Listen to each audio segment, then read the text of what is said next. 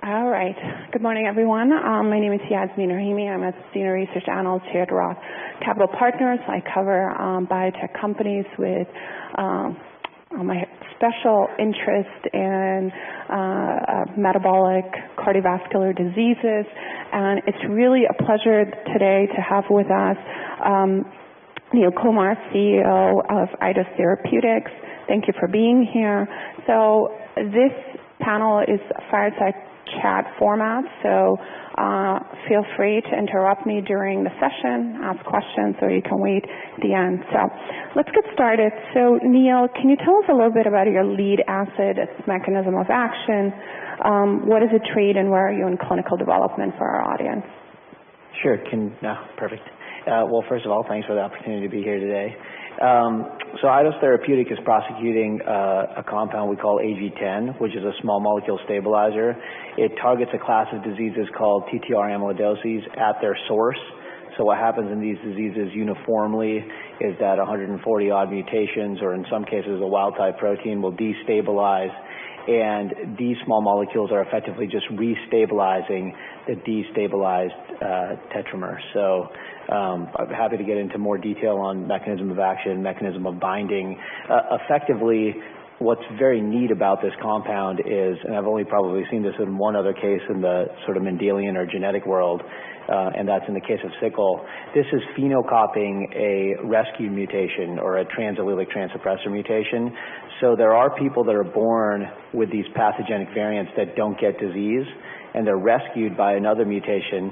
That rescue mutation is effectively superstabilizing the destabilized tetramer, and that's what our compound is doing, unlike any of the other small molecule stabilizers out there. So I'm happy to get into more detail. Absolutely. So maybe before we get into AG10, it's just maybe talking about the differences between wild type and mutant patients. So maybe what are key prevalence rates? What are, age of diagnosis, disease burden that differentiates these two different populations? Yeah, that's a great question. So basically the first form of this disease that we really understood was the Mendelian or the inherited or hereditary part of this disease. And that owes to mutations in some cases that cause deposition in the peripheral nervous system, and in other cases cause deposition in the cardiovascular system.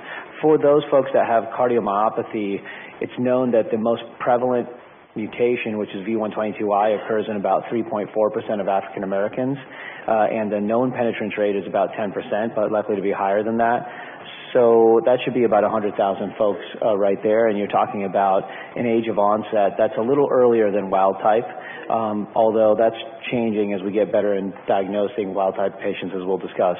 And so that disease primarily owes to that destabilizing mutation. In the case of wild type patients, it's also owed to a destabilized tetramer. It just happens to occur later in life, and the prevalence numbers are very large there, at least a couple 100,000 patients between the U.S. and EU. But as many of you know who have been following this field, as we start to look more and more for pathogenic deposition of amyloidotic plaque in the heart, what we're finding is something between 15 to 20% of HFpEF patients actually have this disease.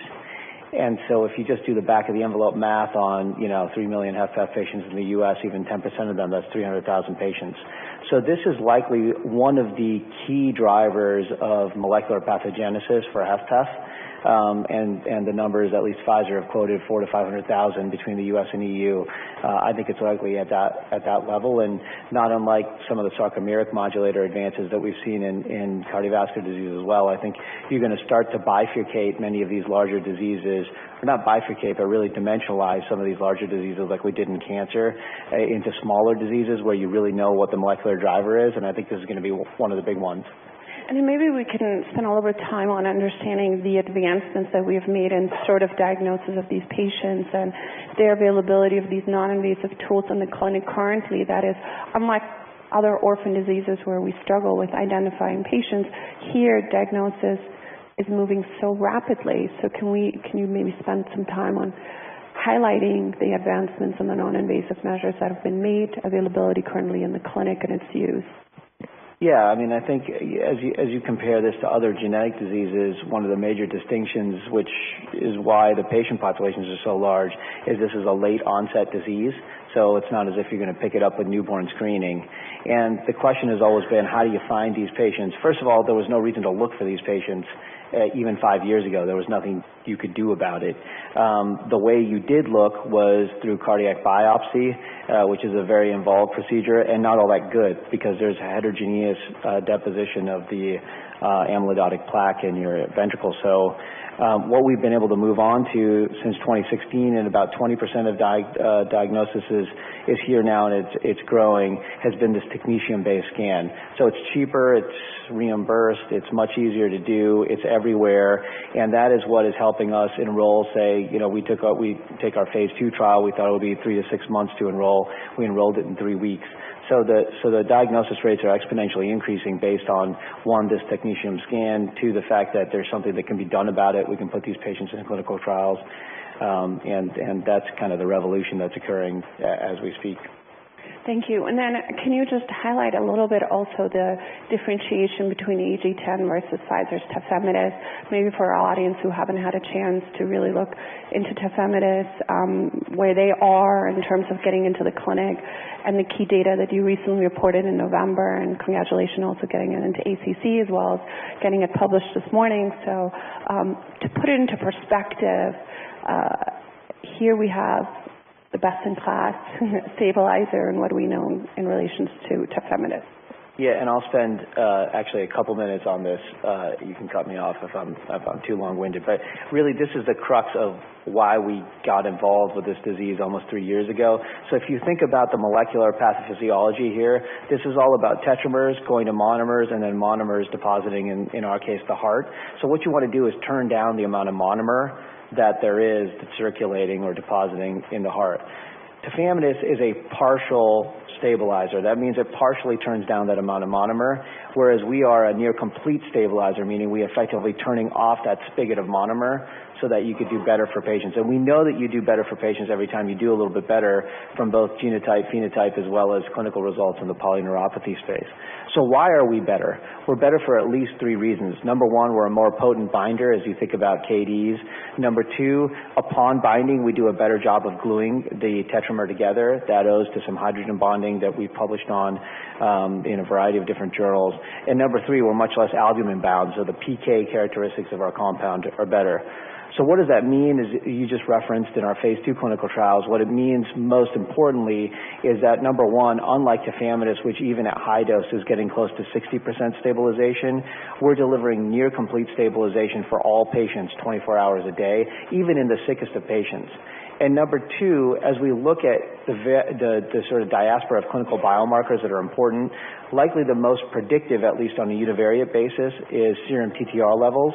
And you can see from our phase 2 data that we were able to take even the sickest mutant patients and bring their serum TTR levels back into that normal range. If you look at the tafamidis data from ATTRACT, you would have expected to see on a relative basis an improved hazard ratio for mutants and class 3 patients. You did not see that. And in our hands, tafamidis is biochemically a less effective binder against the V122I mutation that I mentioned than it is against wild type. So I think you put all those things together, we just have a more potent stabilizer that should do better for the more severe patients in this population. And indeed, for most patients, you just want to turn down monomer as much as possible, so it should have a relative benefit there. And then maybe recently you disclosed your phase 3 trial design. Can you walk us through and put it into perspective, given your phase 2 data, how it shaped the powering assumptions, the primary endpoint into the study, and how similar and different it is from the ATTRACT tafamidis study? Yeah, that's a great question. So when we embarked in this, obviously the goal was to create something that is superior to tafamidis. I think we have done that. And we need to prove that clinically. Unfortunately, we're not able to do that in our first set of registrational trials because tafamidis isn't available. It's taken quite some time to come onto the market for reasons that we can discuss. And so in discussions with our clinical advisory board, our patient advisory board, and regulators, we said, look, there's a yearning for a potent small molecule stabilizer out there. People want us to interrogate this as quickly as possible, especially amongst that severe patient population. separation. And so we kicked off a placebo-controlled trial, a little over 500 patients, and it's a very creative, I think, I didn't actually drive it. It was with our Chief Medical Officer, Jonathan Fox. A very interesting trial whereby there's a Part A, it's a 12-month trial, has a registrational endpoint, 6-minute walk, where we're interrogating for a 30-meter difference, and there's some support from the clinical community to say even less than that would be adequate. And then on the same cohort of patients, we run out another 18 months to look at 30-month mortality. And so what that allows us to do is on the 6-minute walk to get into the marketplace, and then, you know, if you sort of do the math, 6 months after launch, we'll be getting mortality data. And the way the trial is powered, by the way, is to do the same as tafamidis, which is actually even slightly worse. So, it's powered very robustly so that we can see a difference. And my hope is that, you know, 6-minute walk, you never know, but with mortality, you should see a curve separation, or we hope to see a curve separation even earlier than you see with tafamidis. So when you look at the phase 2 study, what aspects of the data allowed you to give you really confidence that you're going to have sufficient powering to achieve statistical separation in the 6-minute walk test? Yeah, that's great. I mean, so we didn't look at 6-minute walk, obviously, in the phase 2. So what you have to look at is how inferior stabilizers have been able to do in terms of 6-minute walk. And, you know, we certainly use the ATTRACT data first and foremost to help power the trial. There is a history, actually, of relatively tight decline in 6-minute walk, both vis-a-vis a start point and also kind of what that decline over time looks like. If you look at TRACS, the patient registry, and also the knockdown technologies, as many of you might know, explored a 6-minute walk endpoint before those trials were shut down. So that's how we thought about it. We said, look, we want to do just as good, if not better, and we took historical data, but we didn't have any of our own data to look at there. I know you're way ahead of the curve. You have also started thinking about commercialization plans and going into speaking with physicians. So you will have data from the 6-minute walk test. You will file on that. And at the same time, tafamidis will be on the market, which has outcome data. So the work that you've done in regards to market research, how are physicians thinking about prescribing? Would the 6-minute walk test be sufficient for them to be compelled enough to wanting to prescribe AG10, or would they want to rather be outcome driven? Have you done some work on that? How confident are you? Yeah, well, I mean, I think first and foremost, it's not that big a deal because we'll get our mortality data 6 months after our launch if we have priority review. So I don't think there's going to be a long wait before people can see what those mortality curves look like side by side. But let's take that 6-month time frame. You know, I think it's important to recognize that cardiologists have not always waited for outcome data to, I mean, look at atorvastatin. It's not like people were like, well, you can do better in LDL reduction. Like, I'm going to wait for you to run a mortality trial before I say.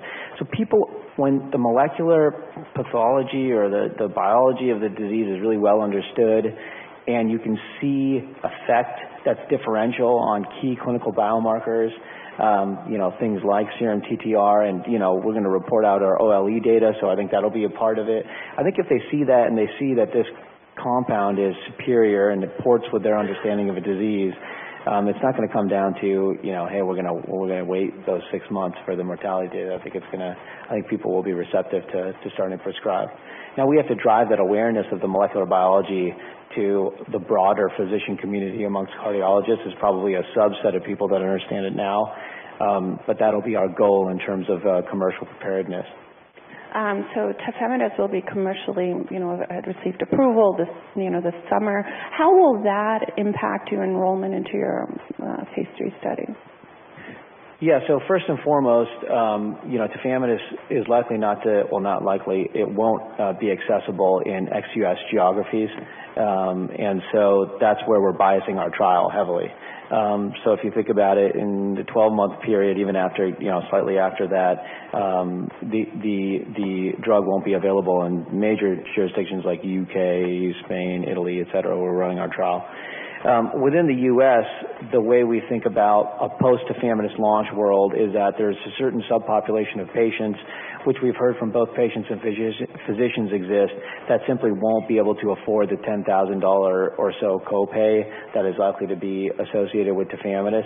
So for those patients, it could be a great deal to have a 2/3 chance of being on a potent small molecule stabilizer and have all your care paid for. So we've been talking to a variety of bioethicists about that, as well as physicians, and I think that we'll be able to hold those patients in the trial within the U.S. And then obviously after Part A is done, people can go on tafamidis. So that's a key point. So I think it should be fine from those two perspectives. But certainly, as you think about access challenges, ex-U.S. is much more an obvious argument, and I think within the U.S. the access challenge comes down to the economic burden of the high-priced drug. And your phase 3 study is a global study, so you haven't disclosed what percentage of that will be taking place in the U.S. versus ex-U.S., but is there a certain cutoff that you need to show to the FDA that you need to be Yeah, US? That's a great question. No. We had that explicit discussion with them, and we could do 0 patients in the U.S. and still file for approval in the U.S. as long as standard of care, which in this case is very consistent across geographies. The FDA does not care, but that doesn't mean that we don't want to have some patients in the U.S. for the reasons I discussed. But it's going to be a vastly ex-U.S. trial. And then maybe a few minutes to go, I would love to hear your thoughts on sort of the competitive field, specifically coming from the RNAi space in regards to the cardiomyopathy. How are you viewing those mechanisms of action? Are they complementary with AG10? Would you see those moving combination therapies or competing directly as monotherapy? Yeah, so I think the good news is that there's a lot of patients in this space, and I've never seen a space this large that was well treated with just one medicine or one mechanism of approach. But if you go back to the thesis again that we all have, which is that you want to minimize the amount of monomer, and at the same time you want to keep TTR around because it seems to be important. The more TTR you have over the course of your life, the better it is. I think safe, cheaper small molecules that are accomplishing the goal of limiting the monomer concentration are going to outperform the knockdown technologies. We've obviously seen not just hints, but I think broad pieces of data around toxicity associated with the knockdowns. We don't know why. That's specific to Alnylam. I don't think we've seen as much the Ionis side. And so, my suspicion is first line, as this market evolves, specifically in the larger populations of cardiomyopathy, people are going to be using these small molecule stabilizers. And in some cases, with a weak stabilizer, you could see it being used on top of a knockdown, but I think that's going to be pretty cost prohibitive. You're talking about hundreds of thousands of dollars on top of another $100,000. I don't know how exactly that works. And then can you walk us through some, maybe at this point, are there any bearish views on the stock that you get frequently asked from investors? Bearish views on the stock. Yeah, well, first of all, there's not much float in this stock. I'm also the CEO of BridgeBio. We own 65% of it. A lot of the BridgeBio insiders own a tremendous amount of the stock, so there's not a lot of volume being traded, so we have heard that complaint. I think from smaller funds, people that would trade in and out of the existing float, I think we've heard questions around, one, the molecular biology. I think, that the people were out there assuming that stabilizers were going to be inferior to knockdowns for a long time just because they had seen the polyneuropathy data where you sort of line up tafamidis 20 mg, which is 45% stabilizer, versus the very potent inotersen and patisiran. So I think that's one learning curve that people are coming up on, and then the second is people have questions around enrollment, which I think is a valid question, and it's up to us to execute against that. But. And just to put it again, and can you remind our investors in regards to sort of the next catalyst milestones for the company over the next 12 months? Yeah, so I think the big catalyst from our perspective, again, the phase A readout would be 24 months from now. So over the next 12 months, we'll be releasing our OLE data, which I think will be important. I think the biggest catalyst, quite honestly, is going to be the launch of tafamidis. there's probably fourfold more people on the tafamidis capped EAP right now than there are on all commercially available knockdown agents.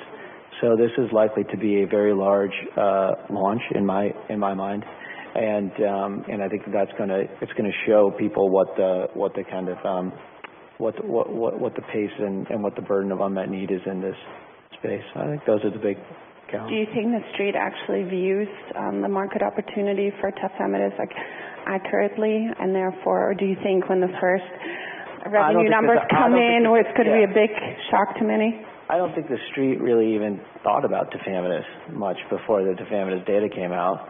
I mean, when we started iDose, people were like, "Oh, knockdowns are going to rule the day." So, I don't know if the street really understands the magnitude of unmet need, but if they're paying attention to that HFpEF population, and they're paying attention to what I see as a sort of inflection point in the way we think about this disease and the excitement. There aren't that many cool new areas of cardiology like this. You remember a partial stabilizer took mortality over 30 months from 42% to 30%. It's an amazing, we're not talking about just dropping LDL a little bit here. This is really exciting. So I think it's going to be a big deal. And I don't know if people understand that. And also maybe as medicine, thinking about personalized medicine, right? I think this is a key that people are not there yet, and we're viewing it. And just as, I was covering analyst of iDose, I can tell you that just over the last 2 quarters, Pfizer has spent significant amount of discussions on tafamidis, actually. We have not seen large pharma actually pick this and really go through it, so I think we're going to get quite a lot of excitement and news flow, and I think many investors may not realize the relation of tracking those numbers and being aware of that. Obviously, your existing shareholders are very actively doing that, so the story has sort of 2 big parts to it. Yeah, I think it's important to remember that there aren't, and again, this kind of goes back potentially to the fact that this disease occurs later in life, so there is a big patient population associated with it. But there aren't that many Mendelian diseases or well-defined genetic diseases that have such a large patient population. And so hemophilia, sickle cell, cystic fibrosis, DMD, there aren't that many multi-billion-dollar markets either in this space. So I think people are going to pay more and more attention to it, and certainly Pfizer is not ignorant to this big opportunity. Thank you. I'm going to just open up the questions for our audience.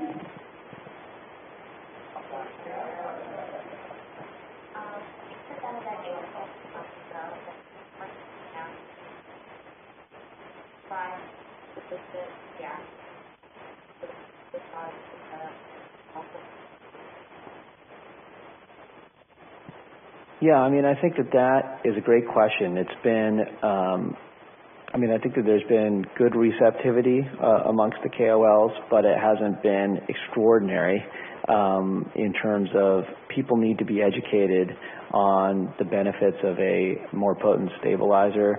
You got to remember, in a lot of genetic disease areas, there's like 4 academic KOLs that own the whole space. That's not the case here. It's not like, and the only the two people that broke open this disease space were Sue Lindquist and Jeff Kelly. They're both obviously associated with tafamidis. So getting the word out, educating people, certainly some of the seminal players in the space understand what's going on, but they have also been hearing about knockdowns for a long time. They've seen the knockdown data in the polyneuropathy segment. So I think sort of them recalibrating back to the stabilizer small molecule hypothesis in the post-ATTRACT world has taken some time. So I would say it's a learning curve, and we're maybe 30% of the way up it. We're AHA, ACC, I think all of these conferences are heartening from 2 standpoints. One is people are starting to really get excited about this, and I think, look, as from a physician standpoint, I totally get this. You just want more tools for your patients, and this is a patient segment that they haven't had a lot for, so I think there's a growing excitement there. And then 3, just generally, there's a tremendous amount of enthusiasm against these CME courses that we've been sponsoring, others have been sponsoring, educational seminars. So that's exciting. I think people are coming up that learning curve, but yeah, maybe we could do an even better job going forward of educating on the relative benefits of our compound versus others.